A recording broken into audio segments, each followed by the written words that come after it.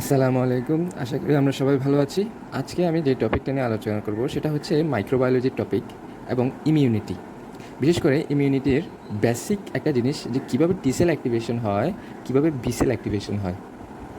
এই ভিডিওটা একটু লং হতে পারে যেহেতু বেসিক বিষয়, এবং একটু ধৈর্য ধরে দেখতে হবে যাতে বিষয়টা ক্লিয়ার হয়। আশা করি বিষয়টা আমি সুন্দর মতো ক্লিয়ার করে বোঝাতে পারবো। আসুন প্রথমে আমরা দেখি আমাদের বডিতে কোনো কারণে যদি কোনো ব্যাকটেরিয়া প্রবেশ করে, ধরলাম এই ব্যাকটেরিয়াটা এরকম একটা ব্যাকটেরিয়া, সেই ব্যাকটেরিয়ার গায়ে কিছু মলিকুল আছে এরকম, এই মলিকুলগুলো কি আমরা একটু পরে জানবো। তাহলে এগুলো হচ্ছে স্টার মলিকুল আমরা বলি। এখন আমরা এই যে ব্যাকটেরিয়া, এই ব্যাকটেরিয়ার যে স্টার মলিকুল সেটার এগেনস্টে অ্যান্টিবডি তৈরি করব। কি অ্যান্টিবডি? Star antibody. ঠিক আছে, ধরলাম এই যে একটা ব্যাকটেরিয়া, সেই ব্যাকটেরিয়াটা আমাদের বডির যে কোনো জায়গায়, ধরলাম আমাদের থ্রোটে এটা প্রবেশ করলো। তাহলে ওই থ্রোটের যে টিস্যু, সেই টিস্যুর পাশে দিয়ে কী আছে? অনেক ব্লাড ভেসেল আছে। ধরলাম এটা একটা ব্লাড ভেসেলস, এবং এই ব্লাড ভেসেলে কী আছে? এন্ডোথেলিয়াম। যখন কোনো ব্যাকটেরিয়া এক জায়গায় প্রবেশ করে এবং টিস্যু ড্যামেজ করা শুরু করে, তাহলে সেই জায়গাতে সাধারণত কী ঘটে? ইনফ্লামেশন যখন হয় তখন তার সারাউন্ডিং ব্লাড ভেসেলে কিছু কনফরমেশনাল চেঞ্জ হয় এন্ডোথেলিয়ামের মধ্যে। কীরকম কনফরমেশনাল চেঞ্জ?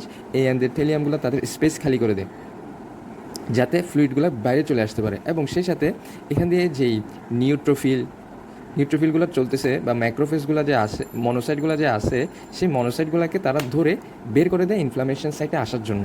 তাহলে কীরকম কনফরমেশনাল চেঞ্জ হয় এন্ডোথেলিয়ামে কিছু স্টিকি ম্যাটেরিয়াল তৈরি হয়ে যায়। স্টিকি ম্যাটেরিয়াল এরা কী করে? এই যে নিউট্রোফিল এবং মনোসাইটগুলো যখন ব্লাড স্ট্রিম দিয়ে যাচ্ছে, তখন যখন স্টিকি ম্যাটেরিয়াল দেখে তারা স্টিকি ম্যাটেরিয়ালের সাথে লেগে যায়, অর্থাৎ এরা আঠার মতো নিউট্রোফিল এবং মনোসাইটকে ধরে ফেলে।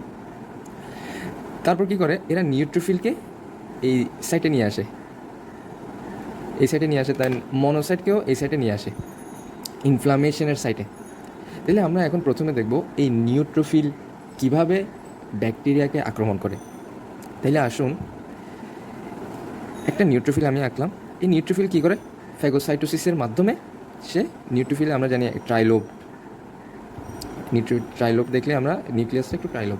তাহলে এই নিউট্রোফিলের ভিতর ব্যাকটেরিয়াটাকে নিয়ে আসে। ব্যাকটেরিয়াটাকে যখন নিয়ে আসে, নিউট্রোফিল এর সেলের ভিতর একটা ফ্যাগোজোম তৈরি করে। ফ্যাগোজোম অর্থাৎ এখানে ব্যাকটেরিয়াটাকে কিল করা হবে। ফ্যাগোজোম তৈরি করে, ফ্যাগোজোমের ভিতর সে বিভিন্ন এনজাইম, প্রোটিওলাইটিক এনজাইম বা ব্যাকটেরিয়াকে ডিস্ট্রয় করার জন্য যত ধরনের এনজাইম আছে সবগুলো এনজাইমকে সে সিক্রেট করে বা ফ্রি রেডিক্যাল সিক্রেট করে এই ব্যাকটেরিয়াকে কিল করে ফেলে। ব্যাকটেরিয়াকে কিল করে কী করে জানেন? এই ব্যাকটেরিয়া থেকে যেই এই স্টার মলিকুলগুলাকে সে আলাদা করে ফেলে। আলাদা করে এই স্টার মলিকুলগুলোকে, যেহেতু এই জায়গায়, তাহলে এই জায়গায় কী আছে? ইন্টারস্টিশিয়াল স্পেস বা ইন্টারস্টিশিয়াল ফ্লুইডে এই ব্যাকটেরিয়ার যে মলিকুল, এগুলাকে সে ইন্টারস্টিশিয়াল ফ্লুইডে ছেড়ে দেয়। ইন্টারস্টিশিয়াল ফ্লুইড মানে কি? লিম্ফ কোথায় যাবে শেষ পর্যন্ত? লিম্ফয়েড টিস্যুতে, যে কোনো লিম্ফয়েড টিস্যুতে, স্প্লিন হতে পারে, টনসিল হতে পারে, এই লিম্ফয়েড টিস্যুগুলোতে নিয়ে যাবে এই স্টার মলিকুলগুলোকে। এখন আমরা জানবো এই স্টার মলিকুলগুলো কি। সাধারণত স্টার মলিকুলগুলো হচ্ছে যে এই যে স্টার মলিকুল, এগুলোকে আমরা বলি অ্যাপিটপস কী জিনিস? অ্যাপিটপস হচ্ছে ব্যাকটেরিয়ার সারফেস, অর্থাৎ ওয়ালের মধ্যে কিছু অ্যান্টিজেনিক ম্যাটেরিয়াল যেগুলো ইমিউন সিস্টেমকে অ্যাক্টিভেট করতে পারে।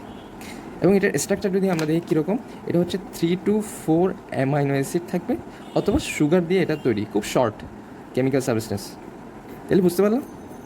তাইলে আমরা নিউট্রোফিলের এতটুকু পর্যন্ত জানি যে এই স্টার মলিকুলগুলো লিম্ফয়েড টিস্যুতে যাবে। লিম্ফয়েড টিস্যুতে গিয়ে কী হবে এটা আমরা একটু পরে ডিসকাস করব। এখন নিউট্রোফিল, এটা হচ্ছে একটা নিউট্রোফিল। এখন আমরা ম্যাক্রোফেজ কীভাবে কাজ করে আমরা সেটা দেখব। ম্যাক্রোফেজ আর একটু স্পেশাল ওয়েতে কাজ করে। কীরকম সেটা স্পেশাল ওয়েটা? সেই ম্যাক্রোফেজ, ধরলাম এটা একটা ম্যাক্রোফেজ, ঠিক আছে? এই ম্যাক্রোফেজের নিউক্লিয়াসটা হচ্ছে সাধারণত কিডনি শেপড থাকে। নিউক্লিয়াসটা কিডনি শেপ থাকে, এবং ম্যাক্রোফেজের ভেতরে কী চলে আসলো? ব্যাকটেরিয়াটা ম্যাক্রোফেজের ভেতরে চলে আসলো। তাহলে ব্যাকটেরিয়ার উপর কী আছে? অ্যাপিটপস আছে, সেগুলো কিন্তু স্টারের মতো দেখতে। ম্যাক্রোফেজও ঠিক সেরকম, তারা কী করে? এই একটা ফ্যাগোজোম তৈরি করে। ফ্যাগোজোমের ভিতর সে প্রোটিওলাইটিক এনজাইম বা ব্যাকটেরিয়াকে ডিস্ট্রয় করার জন্য যত ধরনের এনজাইম আছে সবগুলো সিক্রেট করে ব্যাকটেরিয়াকে ডিস্ট্রয় করে ফেলে। ব্যাকটেরিয়াকে ডিস্ট্রয় করে কী করে? এই অ্যান্টিজেনিক ম্যাটেরিয়াল বা অ্যাপিটপসগুলোকে সে সাইটোপ্লাজমে ছেড়ে দেয়। এখন নিউট্রোফিল কী করতো, এটা একটা ম্যাক্রোফেজ, আমরা একটু আগে একটু লিখে দিই, এটা ম্যাক্রোফেজ। নিউট্রোফিল কী করতো, নিউট্রোফিল হচ্ছে যে এই যে অ্যাপিটপস মলিকুলগুলোকে সে ইন্টারস্টিশিয়াল ফ্লুইডে ছেড়ে দিয়ে নিজে নিজে লিম্ফয়েড টিস্যুতে যেতে বলতো। কিন্তু ম্যাক্রোফেজ আরও প্রফেশনাল ওয়েতে কাজ করে, সে এগুলোকে একা একা ছেড়ে দেয় না। সে কী করে, যখন এই মলিকুলগুলো আলাদা হয়ে যায় অর্থাৎ ব্রেকডাউন করে ফেলে, এই মলিকুলগুলো থেকে একটা সিগন্যাল কোথায় যায়, ম্যাক্রোফেজের নিউক্লিয়াসে আসে। ম্যাক্রোফেজের নিউক্লিয়াসে কী আসে, ম্যাক্রোফেজের ডিএনএ বা ক্রোমোজোম, ক্রোমোজোম নাম্বার 6, এটা খুবই ইম্পর্ট্যান্ট একটা অবজেক্টিভ। ক্রোমোজোম নাম্বার 6, এই ক্রোমোজোম নাম্বার 6কে গিয়ে সে একটা সিগন্যাল দেয়। সিগন্যাল দিলে কী হবে, আমরা জানি ক্রোমোজোমটা সাধারণত ডিএনএ দিয়ে তৈরি, ডিএনএ থেকে আরএনএ তৈরি হবে, ট্রান্সক্রিপশন, আরএনএ থেকে প্রোটিন তৈরি হবে, প্রোটিন, এটা হচ্ছে ট্রান্সলেশন। তাহলে এই ক্রোমোজোম নাম্বার 6কে স্টিমুলেট করার ফলে সেখানে ডিএনএ, আরএনএ এবং শেষ পর্যন্ত একটা প্রোটিন তৈরি হলো। এই প্রোটিনটা রাইবোজোমে তৈরি হচ্ছে না সাইটোপ্লাজমে, এই প্রোটিনটা যদি আমরা একটু দেখাই সেটা হবে এরকম একটা প্রোটিন তৈরি করে, ধরলাম এরকম একটা প্রোটিন তৈরি করে, এরকম শুধু একটা না আরও অনেক প্রোটিন তৈরি করে, এরকম অনেকগুলা প্রোটিন তৈরি করে। এই প্রোটিনগুলোর কাজ কি এখন আমরা জানবো। এই প্রোটিনগুলোর কাজ হচ্ছে যে এই অ্যাপিটপস যেগুলোকে ব্রেকডাউন করে ফেলছিল, এই অ্যাপিটপসগুলোকে ধরে নিয়ে এই যে মাইক্রোফেজের যে সেল ওয়াল এর বাইরের দিকে সে নিয়ে আসবে। কীরকম, তাহলে আমরা যদি দেখি অনেকটা এরকম হবে। এই যে এটা একটা স্টার মলিকুল বা অ্যাপিটপস, এই অ্যাপিটপসের সাথে কে লাগানো থাকবে, আমাদের রেড মলিকুলটা, সেটা কি এই যে এরকম করে সে লাগানো থাকে। বুঝতে পারলাম জিনিসটা, মানে এই জিনিসগুলা এগুলোকে ধরে ধরে নিয়ে আসে কোথায়, বাইরের দিকে, ম্যাক্রোফেজের সেল মেমব্রেনের বাইরের দিকে। এখন এটা তো ইনফ্লামেশন সাইটে এই কাজগুলো হয়ে গেছে, তো এখন এই ম্যাক্রোফেজগুলো ইন্টারস্টিশিয়াল স্পেস থেকে ম্যাক্রোফেজ সহ নিজেই লিম্ফয়েড টিস্যুগুলোতে আসবে। লিম্ফয়েড টিস্যুগুলোতে যখন আসবে তখন লিম্ফয়েড টিস্যুতে কী আছে, লিম্ফয়েড সেল আছে। লিম্ফয়েড টিস্যুতে কী থাকে সাধারণত, লিম্ফয়েড সেল। লিম্ফয়েড টিস্যুতে সাধারণত লিম্ফয়েড সেল থাকে। লিম্ফয়েড সেলগুলো সাধারণত দুই প্রকার, একটা হচ্ছে টি সেল। টি সেল কেন বলি, এগুলো থাইমাসে ম্যাচিউর হয়, আর একটা হচ্ছে বি সেল। এগুলো বি সেল কেন বলি, এগুলো বোন ম্যারোতে ম্যাচিউর হয়। ধরলাম আমি এখন টি সেলের কথা বলবো, যে ম্যাক্রোফেজ অ্যান্টিজেনগুলোকে ধরে এনে টি সেলের কাছে প্রেজেন্ট করে, এই জন্য ম্যাক্রোফেজকে বলা হয় অ্যান্টিজেন প্রেজেন্টিং সেল। কোয়েশ্চেন করবে এরপরে, অ্যান্টিজেন প্রেজেন্টিং সেলকে কী বলা হয়, এপিসি। এপিসি কী কী আছে, একটা হচ্ছে ম্যাক্রোফেজ, আরেকটা হচ্ছে ড্যান্ড্রাইটিক সেল, আরেকটা হচ্ছে ল্যাঙ্গারহ্যান্স সেল, আরেকটা হচ্ছে বি লিম্ফোসাইট। এই চারটা খুবই ইম্পর্টেন্ট অ্যান্টিজেন প্রেজেন্টিং সেল। আমরা খেয়াল করবো, দেখবো যে নিউট্রোফিলকে অ্যান্টিজেন প্রেজেন্টিং সেল বলা হয় না কেন, কারণ হচ্ছে যে সে ওই অ্যান্টিজেনটাকে ব্রেকডাউন করে সে ইন্টারস্টিশিয়াল ফ্লুইডে এমনি ছেড়ে দিয়েছে, সে নিজে গিয়ে প্রেজেন্ট করতেছে না কারো কাছে, এই জন্য নিউট্রোফিলকে অ্যান্টিজেন প্রেজেন্টিং সেল বলা হয়, কিন্তু ম্যাক্রোফেজকে বলা হয়। এখন ম্যাক্রোফেজ কী করে দেখুন, ম্যাক্রোফেজ সে একটা টি সেলের কাছে, আমি একটা টি সেল আঁকলাম, এটা কিন্তু লিম্ফয়েড অর্গানের ভিতর কাজগুলো হচ্ছে। এখন সে লিম্ফয়েড অর্গানে চলে আসছে, লিম্ফয়েড অর্গানে অনেকগুলো টি সেল সে দেখতে পাচ্ছে, যে কোনো একটা টি সেলের কাছে সে গিয়ে এই অ্যান্টিজেনটাকে প্রেজেন্ট করতেছে। দেখুন ভাই, আমার বডিতে একটা ফরেন ম্যাটেরিয়াল ঢুকছে, আপনি এটাকে চিনেন কিনা, আপনি এটার বিরুদ্ধে অ্যাকশন নেন। তখন টি সেলের যে সেল রিসেপ্টর বা সেল মেমব্রেন, সেই সেল মেমব্রেনের মধ্যে কয়েকটা রিসেপ্টর থাকে, যেমন টি সেলের মধ্যে অনেকগুলো রিসেপ্টর থাকে। ধরলাম আমি এটা একটা রিসেপ্টর, এই রিসেপ্টরের সাথে লাগে হচ্ছে যে এই যে অ্যাপিটপস ম্যাটেরিয়ালটা।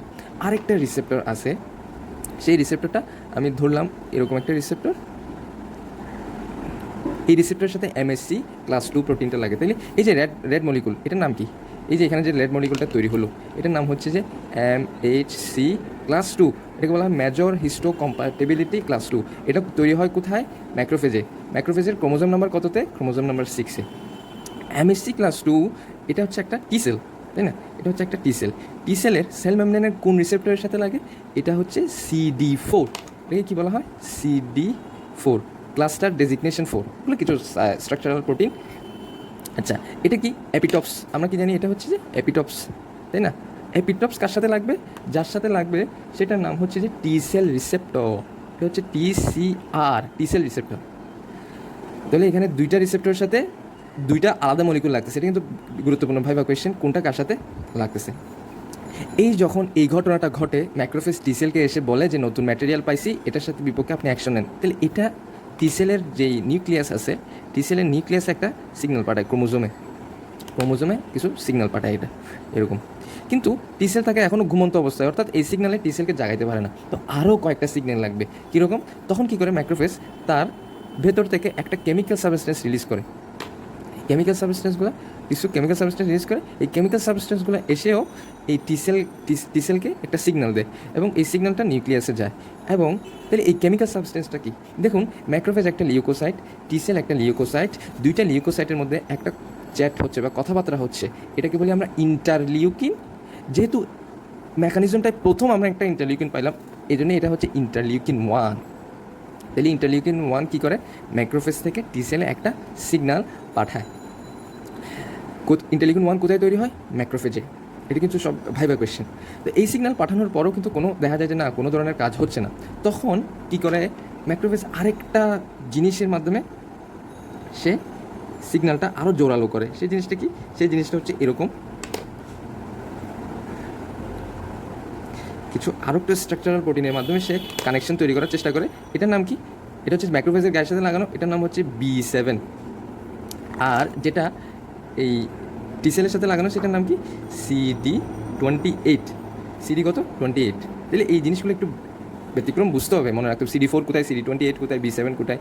তো এই যে টিসেল এখন কয়েকটা সিগন্যাল পাচ্ছে খেয়াল করুন, অনেকগুলো সিগন্যাল পাচ্ছে, একটা, দুইটা, তিনটা, এতগুলো সিগন্যাল পাওয়ার পর টিসেল জেগে ওঠে, বলছে আচ্ছা এটা তো আসলেই কোনো একটা ম্যাটেরিয়াল আমার বডিতে ব্যাকটেরিয়া ঢুকছে হয়তো, তাহলে এখন কাজ করা শুরু করবে হচ্ছে টিসেল। কীরকম কাজ? টিসেলের ক্রোমোজোমের কিছু কিছু কেমিক্যাল সাবস্টেন্স তৈরি করে ক্রোমোজোমাল ট্রান্সফরমেশনের মাধ্যমে। সেই কেমিক্যাল সাবস্টেন্সগুলো কী হয়? টিসেল থেকে রিলিজ হয়ে একটা কেমিক্যাল সাবস্টেন্সের বাইরে চলে আসে। এই কেমিক্যাল সাবস্টেন্সটার নাম হচ্ছে ইন্টারলিউকিন 2। যেহেতু আমরা দ্বিতীয় ইন্টারলিউকিন পাইছি এটা, তাহলে এটা ইন্টারলিউকিন মানে হচ্ছে এটা আরেকটা লিউকোসাইটের উপর গিয়ে কাজ করবে। কোন লিউকোসাইট? সেম লিউকোসাইট, নিজের গায়ের উপর এসেই পড়বে এটা শেষ পর্যন্ত। কেন? কারণ আছে, কারণটা আমরা এটার কাজ দেখলে বুঝবো। তাহলে এই ইন্টারলিউকিন 2টা এসে কোথায় বসলো? সে নিজের গায়ে বসলো। তাহলে দেখুন, নিজেকে নিজে স্টিমুলেট করতেছে। যেমন মনে করেন কোনো টিসেলের ঘুম ভাঙতেছে না, তখন টিসেল কিছু নিজেকে নিজে একটা থাপ্পড় মেরে তার ঘুমটা ভাঙাচ্ছে, সেরকম। তাইলে এই ইন্টারলিউকিন 2টা যখন এখানে এসে লাগে, তখন সে আরেকটা ক্রোমোজোমের সিগন্যাল পাঠায় এবং এই সিগন্যালটা হচ্ছে মাইটোসিস ডিভিশনের জন্য সিগন্যাল। মাইটোসিস মানে কি? এই সিগন্যালটা যদি আসে, তাহলে এই যে একটা টিসেলের উপর এত কাহিনী ঘটলো, এই টিসেলটা মাইটোসিস কোষ বিভাজন হবে, মানে এরকম টিসেল অনেকগুলা তৈরি হবে মাইটোসিস বিভাজনের ফলে, অনেকগুলা তৈরি হবে। তাহলে একটা টিসেল কতগুলো টিসেলে ইমিউনিটি দেওয়ার জন্য কতগুলো টিসেলে কনভার্ট হয়ে গেল।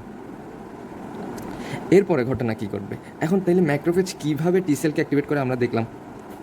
এখন আমরা দেখব যে নিউট্রিফিল যে একটা কাহিনী করছিল, কীরকম কাহিনী নিউট্রিফিল করছিল? এই যে কিছু এপিটপসকে সে ইন্টারস্টিশিয়াল ফ্লুইডে দিয়ে দিয়েছিল, ইন্টারস্টিশিয়াল ফ্লুইড থেকে লিম্ফোয়েড টিস্যুতে। তাহলে এই ফ্রি মলিকুলগুলো ইন্টারস্টিশিয়াল ফ্লুইডে এসে কী করবে সেটা আমরা দেখবো এখন। যে ধরলাম এই যে নিউট্রিফিল ভেঙে কিছু ফ্রি মলিকুলকে সে কী করছিল? এখানে রিলিজ করে দিছিল। এই ফ্রি মলিকুলগুলো এখন নিজে লিম্ফোয়েড টিস্যুতে আসছে। তো লিম্ফোয়েড টিস্যুতে কি শুধু টি সেল আছে? না, আরেক ধরনের সেল আছে লিম্ফোয়েড টিস্যু, সেটা কি? B cell. এবং বি সেল হচ্ছে যে ফ্রি মলিকুলগুলোর প্রতি বেশি আকর্ষণ এই বি সেলের, বুঝছেন? তাহলে বি সেলের গায়ে কী থাকে? বি সেলের গায়ে থাকে আপনার কিছু ইমিউনোগ্লোবিউলিন। বিশেষ করে ইমিউনোগ্লোবিউলিন কি? IgM। এটা বি সেলের রিসেপ্টর হিসেবে কাজ করে। কীরকম রিসেপ্টর? এটার সাথে সাধারণত এই অ্যাপিটপস ফ্রি মলিকুলগুলো, যেগুলো টি সেল মানে টি সেলের কাছে আসে না, সেগুলাকে সেই IgMটা ধরে। তাহলে কী হবে এখন? এই যে অ্যাপিটপসগুলো এখন কি হয়? এই যে IgM এর সাথে লাগে, IgM এর সাথে যখন লাগে তখন কি হবে? IgM এর সাথে যদি লাগে, এই অ্যাপিটপসগুলো বি সেলের নিউক্লিয়াসের ক্রোমোজোমে গিয়ে একটা সিগন্যাল দিবে। এই সিগন্যালের ফলে কী হবে? ক্রোমোজোম কিছু প্রোটিন তৈরি করবে, স্ট্রাকচারাল প্রোটিন। সেই স্ট্রাকচারাল প্রোটিনগুলো এই বি সেলের গায়ে এসে এভাবে লেগে থাকবে। তাহলে আমি আরেকটা বি সেল আঁকি। বি সেলটা একটু ম্যাচিউর হয়েছে, অর্থাৎ অ্যাক্টিভেটেড বি সেল। এটা মোটামুটি বলা যায় যে অ্যাপিটপস দ্বারা কিছু অ্যাক্টিভেট হয়েছে বি সেলগুলো। অ্যাক্টিভেট কেন হয়েছে? অর্থাৎ এই স্ট্রাকচারাল প্রোটিনগুলো এখানে এসে লাগতেছে কেন? এগুলো হচ্ছে রিসেপ্টর। কিসের রিসেপ্টর আমরা এখন দেখব। এই দেখুন, এরপরে এই ঘটনা থেকে যদি আমরা শুরু করি আরেকবার, যে টি সেল আরও দুইটা জিনিস রিলিজ করে। সেটা হচ্ছে যে একটা হচ্ছে ইন্টারলিউকিন 4, একটা জিনিস হচ্ছে যে কি? ইন্টারলিউকিন 4। এই ইন্টারলিউকিন 4টা কী হয়? ইন্টারলিউকিন 4গুলো এসে এখানে লাগে। তো এখানে যদি লাগে, এই প্রত্যেকটা ইন্টারলিউকিন 4 আবার এই যে বি সেলের নিউক্লিয়াসে কী দেয়? সিগন্যাল দেয়। কীরকম সিগন্যাল? এই সিগন্যাল দিলে বি সেলগুলো কী হয়? মাইটোসিস, বি সেলের মাইটোসিস ডিভিশন হয়। অর্থাৎ একটা বি সেল থেকে অনেকগুলা বি সেলে কনভার্ট হয়ে যাবে। এখন এই একটা বি সেল অনেকগুলো বি সেলে কনভার্ট হয়ে যাবে। এখানে আরেকটা জিনিস বোঝার কি জানেন, দেখুন এই স্টার মলিকুলটা দেখুন বি সেলে আসছে, আবার ঠিক এই স্টার মলিকুলটা টি সেলে অ্যাক্টিভেট করছে। এই জন্য এই টি সেল থেকে যে ইন্টারলিউকিনগুলো বের হচ্ছে সেটা শুধুমাত্র স্টার মলিকুল লাগানো বি সেলগুলোকে ডিফারেন্সিয়েট করবে, অন্য কোনো বি সেলকে না। দেখুন কত স্পেসিফিক স্টার স্টার এবং ইন্টারলিউকিন 4 বা ইন্টারলিউকিন অন্যান্য যেগুলো বের হচ্ছে সেগুলো শুধুমাত্র ওই স্পেসিফিক বি সেল যেটা স্টার মলিকুলকে নিয়ে তৈরি সেটার উপর গিয়ে কাজ করবে। তাহলে এই অনেকগুলো বিসেল তৈরি হয়ে গেল। এখন এই বিসেল তো অ্যান্টিবডি তৈরি করতে পারে না, বিসেল থেকে অ্যান্টিবডি প্রডিউস করতে হবে। তার আগে আমরা জানি এই যে ইন্টারলিউকিন 4 এসে যে এখানে লাগলো, বিসেলের অনেকগুলো নাম্বার বাড়ায় ফেললো, অর্থাৎ গ্রোথ করলো। এই জন্য ইন্টারলিউকিনকে আরেকটা নামে ডাকা হয়, সেটা হচ্ছে B cell growth factor. Interleukin 4 আরেক নাম কি? B cell growth factor. এখন আসুন, এই টি সেল আরেকটা কেমিক্যাল সাবস্টেন্স রিলিজ করে যখন ইন্টারলিউকিন 4 কাজ শেষ, তখন সে আরেকটা রিলিজ করে, সেটা কি? ইন্টারলিউকিন 5। এই ইন্টারলিউকিন 5 গিয়ে কী করে জানেন? ইন্টারলিউকিন 5 গিয়ে প্রত্যেকটা বিসেলকে সে প্লাজমা সেলে কনভার্ট করে ফেলে। প্লাজমা সেল বলতে এরকম ওভাল একটা সেল, একটা নিউক্লিয়াস থাকে, কগহুইল অ্যাপিয়ারেন্স অর্থাৎ চাকার মতো নিউক্লিয়াস থাকে, এবং এখানে গোলজি অ্যাপিয়ারেন্স থাকে অনেকগুলো। এখানে কি হয়? অ্যান্টিবডি প্রডিউস হয়। মানে হচ্ছে যে ইন্টারলিউকিন 5 আসার ফলে প্রত্যেকটা বি সেল প্লাজমা সেলে কনভার্ট হয়ে গেছে, এবং প্লাজমা সেলগুলো অ্যান্টিবডি প্রডিউস করবে, অ্যান্টিবডি প্রডিউস করবে। এই প্রত্যেকটা স্পেসিফিক অ্যান্টিবডি, এই অ্যান্টিবডি প্রডিউস করলো। অ্যান্টিবডি প্রডিউস করার ফলে এগুলো কোথায় চলে আসবে? ব্লাডে এসে প্রত্যেকটা স্টার মলিকুলের সাথে এসে লেগে সে কী করবে? কিল করে ফেলবে, অ্যান্টিজেন অ্যান্টিবডি কমপ্লেক্স করে প্রত্যেকটা ব্যাকটেরিয়া বা অ্যান্টিজেনকে ডিস্ট্রয় করে ফেলবে। ধন্যবাদ।